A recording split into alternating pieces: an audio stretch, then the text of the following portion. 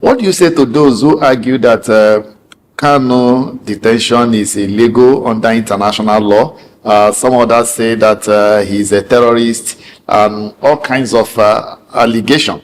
What is the truth? Given the little you know about him, your interaction with him in the last 2 months while in detention, what do you think? I think by my little exposure and my stay in the north and in some other parts of the country where I have had cause to listen to persons who have directly or indirectly met with terrorists, I should know one when I see a terrorist. A terrorist will not be talking about peace. I was shocked when I met with Nnamdi Kanu. He was always emphasizing about peace and justice. So a terrorist will not want people to live peacefully. A terrorist, you see, there are some things I don't want to reveal because of the security implication. But because there are some persons in detention that anytime they have opportunity, because not all the time they bring you out, when they have opportunity to see Nnamdi Kanu,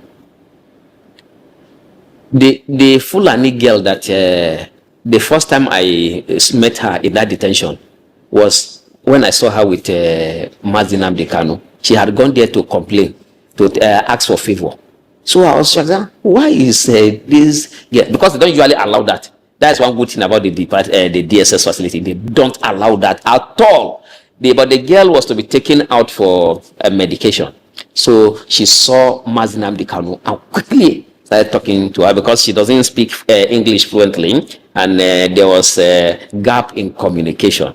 So I had to come in. I realized that she has more confidence in Nnamdi Kanu than even her own father by the way she was talking. Mazi was consoling her that do this, do this. She said she was even complaining that she has stayed here for a long time. She doesn't want. She was talking about even committing suicide. Mazi was consoling her and telling her what to do. That's the kind of, if a terrorist will not bring, I'm talking about a Fulani lady, and they are virtually all tribes you find there. Everybody in the detention facility rallies around Nnamdi Kanu, and the way he was always speaking to me, a terrorist will not be talking like that. And okay, another thing again, on a Salah day, that Salah I spent in detention, the big Salah, I as a Muslim, I felt irritated.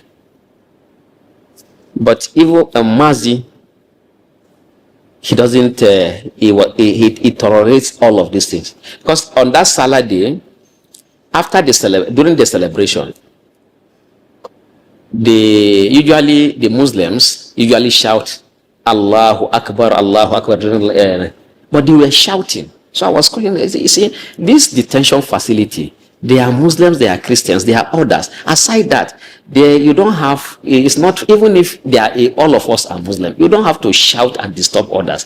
At this particular time, some persons want to sleep. Some person wants to just sit down quietly. You cannot be shouting like this. But throughout, for the 3 days that happened during in the detention facility, he will not complain. Instead, those who want to come, because when people have problem, they run to him, not even to DSS officers who are supposed to take care of us. He will tell them, no, it's just for a short period of time. Just be patient. When you live with people, you have to tolerate them. I was angry, but he was calming others down, because me, I was also telling those that were invited, I said, no, you don't have the right to shout. We are all here. Even if all of us are even Muslims, you don't shout. Some persons will want to sleep.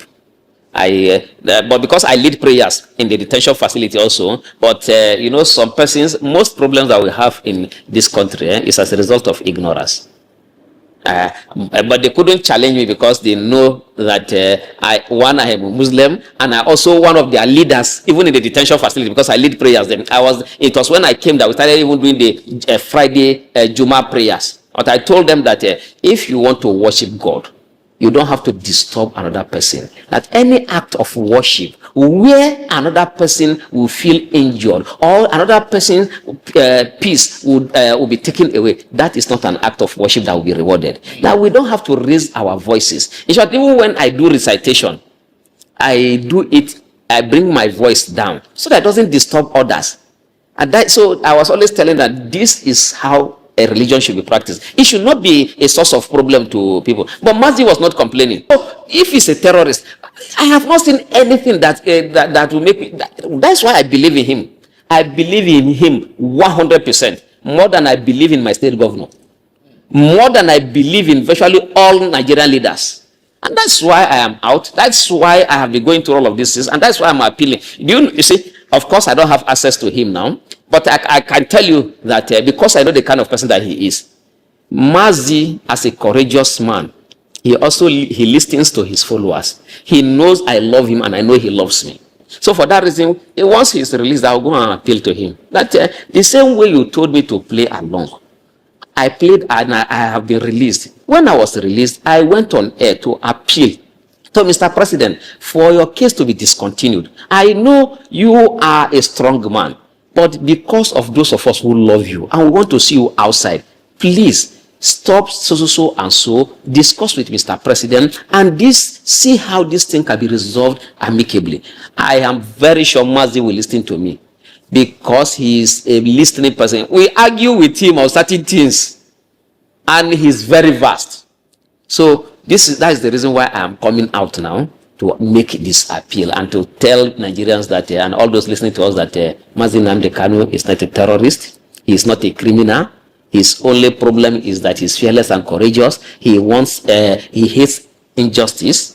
He used to tell me, he will speak in Igbo and translate to me. He will say this is a proverb in Igbo language. That I remember a particular one that he told me, that in their place, when a child is beaten by his parents, is being beaten by his parents, and the child runs to an elder, yes, that elder now will now serve as a shield, so that the parents will not continue to beat again. And also that if anybody is being molested, it is the responsibility of others to come out and stand for the person who is being molested, so that you don't keep quiet when a particular person is being humiliated. That he will speak in, he said that this is a proverb in Igbo language, and then he will translate that this is, so there are so many things he told me, so that these things are not allowed. These things, these are the things that are not good, and society must condemn acts of injustice. And that's why, and he demonstrated that, and he's still demonstrating that in the detention facility where he is. As I speak to you, if not because of the professionalism of the DSS officers who are close to him, I can tell you that all of them, if you ask them, those that are close to him, that work close to him, all of them, no exception, will say that they should release him. All of them, they like him.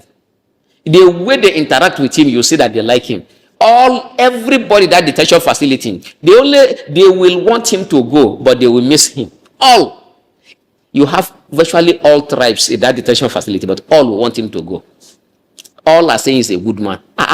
Those who don't know him, are they now saying that all the people who are with him don't have their reasoning and their thinking is bad?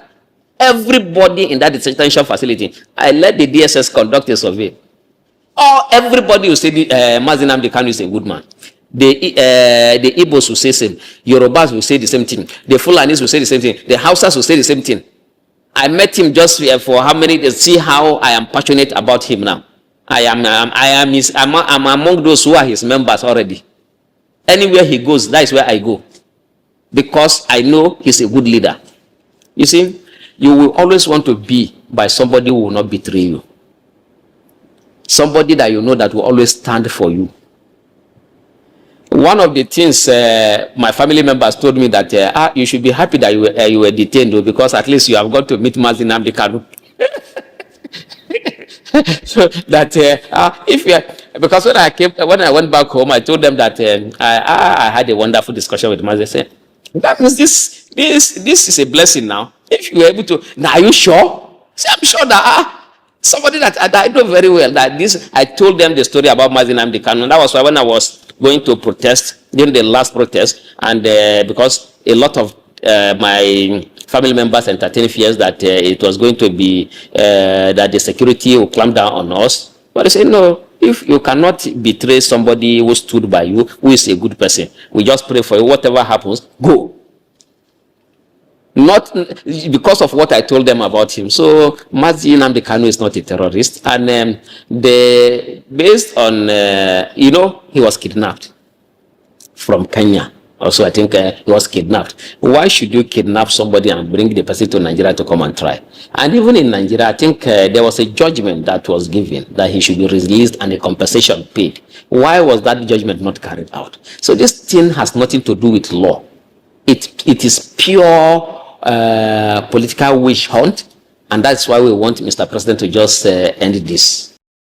All right, let's look at the judgment has been fixed. His judgment on terrorism charge against him has been fixed for 20th of this month. Supposing the case does not go the way of Nnamdi Kanu, are you foreseeing probably tension in the southeast? Not just tension. There might not be election in the southeast, and by extension in Nigeria. So that's why. Why do you think so? Because people will be disappointed. And, when people are fed up, they no longer fear anything again. The worst will be death. And when people no longer fear death, they have reached a limit where they become dangerous human beings. And that is where this judiciary is pushing us to. And that's the reason why the Mr. President needs to halt this, so that we don't get to that level. Because that is what will happen. We don't even need, you see, they can charge you for anything. I do not, because of the honor done to me by President Tinubu, there are certain things that I have kept to myself that I don't want to reveal. So much I have seen injustice. Injustice has been meted out to me personally. As at the time I was abducted, I was holding the hands of the former governor of Kano State, Malam Ibrahim Shekarun. The emir of Dutse, his representative, was behind. The former governor of Kogi State, Captain Idris Wada, was coming behind us too. It was in their presence I was by Benga Adeyeye, known as Aluta Pilot. And because they told them that I am an imam, one of them brought out alcohol and forced me to drink. And that was the first time I took alcohol. But there are so many things worse than what I have just said. I have kept that to myself because of the honor done to me by Mr. President. But if they don't release Mazi Nnamdi Kanu, we'll come out and tell the full story. All those that are involved will say it. Let them come and take my life too. So all of these things, they can charge anybody for anything. They brought out gun. Since I was born till this moment, people, the only thing they have ever complained about me is that Atiku is stubborn. Nobody has ever accused me of even stealing or attacking anybody. I have not slapped anybody before. And let me even say that I want to exonerate the DG, because the DG, all the things they plan, they actually plan for me to be there throughout my tenure as NAN's president, so that their thug will take over. Ladoja Olusola, who hit me in the eye, and Yinka Dada, who is the former NAN's president, who stole my phone. With Olusola. But how are you sure the allegations you are making? How are you sure that they stole your phone? Since did you see them with it? Is there any evidence to? They abducted me. Now my phones were with me. They abducted me and took my phone. How am I? And I saw them, and I also know them. I have known them before now. They stole Salahuddin Lukman asked me to put my pin. I put my pin, and then they took away my phones. This country, they can frame anybody up. And that's why I'm passionate about this Nnamdi Kanu's case, because they have done this to me. So if you take terrorism, I'll just say this, in short, anybody you say even is a criminal in this country, I don't even believe. Because I have never held gun in my hand. I have friends who are police, DSS, military. In short, I even have friends who are generals in the Nigerian army. Because I studied computer science, I know that when subjected to forensic examination, your hand, they can know whether you have held a gun before or what kind of gun before. So even if you keep it, I will not touch it. If the DG had carried out what they wanted, then maybe I would have been killed by now, or even after raising me, I would have been assassinated. We need something that will work. I don't care if you like to bring all Yoruba, as long as the system will work, but they must be competent. If you like, bring all Igbos. Okay, why are we not complaining that the Super Eagles of Nigeria is dominated by Igbos? Okay, because we want to win, ba? Why are we not complaining? Because we want to win. If you want good result, look for the best people. The guy, you see that, or the operation in the DSS, they don't even have, they don't know how to gather intelligence at all. They are behaving as if they are combatant. Throughout my stay in DSS facility, every time they bring me out, only one man I was always afraid of meeting. And that's the deputy director in charge of investigation, because he is always very calm. I saw intelligence, very calculative. I said, Kai, I always fear him, but he will never shout. But others that used to shout, these ones, they don't have anything. They don't have, because they are always shouting. So when the only person I was always afraid of was the director, the deputy director in charge of investigation. And the time they allowed my family to come and visit me, my family stayed in his office. So I told, don't speak to that man. That man is too intelligent. Even movement, he will be able to know what is in your mind. If you are so. When they visited me, I said, even water, don't drink. If you greet him, don't say anything again. They waited for him for about 2 hours because they took me to hospital. Nobody spoke to him. Anything. I said, yes, don't talk to that man because he's the only intelligent man in the entire of DSS that I met. Those who are not courageous are not good to work with people. Those who are cowards. You see, acts of cowardice can be easily detected. When you see a man that vacillates from left to right, depending on the side that has immediate material satisfaction, such a man is a coward. You don't need such a man to work with you. Men who are not ready to to make sacrifice, they are not fit to be in position of authority. It will be, President Tinubu is courageous. By discontinuing with this case, he will show Nigerians that he's a courageous leader. He's fearless. It's not that he doesn't have the power. He has the power. It's when you have the power to do and undo, but you restrain yourself. That is courage. All right, let's wrap up this way. What will you tell the president about the Southeast who feel that they need healing? The killings in the Southeast, how can we stop it? The people of the Southeast continuous complain about marginalization. How can we address this? What do you have to say to the president? The marginalization is real. And that is why I'm appealing. Well, first, release their son. They love him. And this same is their son, is their leader. They love him, they respect him. They want him released. He is the only person in the entire of the Southeast at the moment that can say, all of you, put down your weapons. Not with force. Okay, you have sent military there. They have not been able to achieve that. A man that can tell them to put down their weapons and they will listen to him, why will you keep him in custody? Those that are giving you contrary advice to what we are telling you now, they don't mean well. We want peace in the Southeast.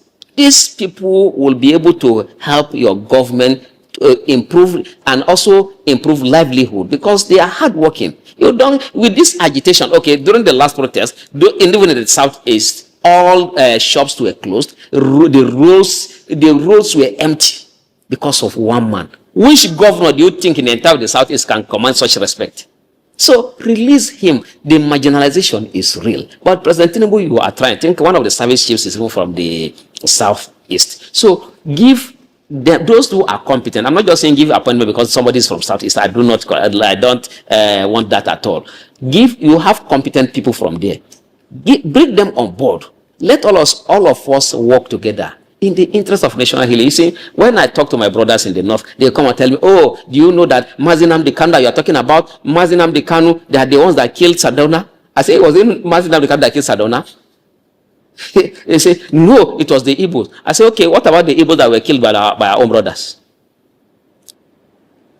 That, you see, what happened in 1966, a long time ago, the major who took the decision did not consult all the Igbos before he took the decision.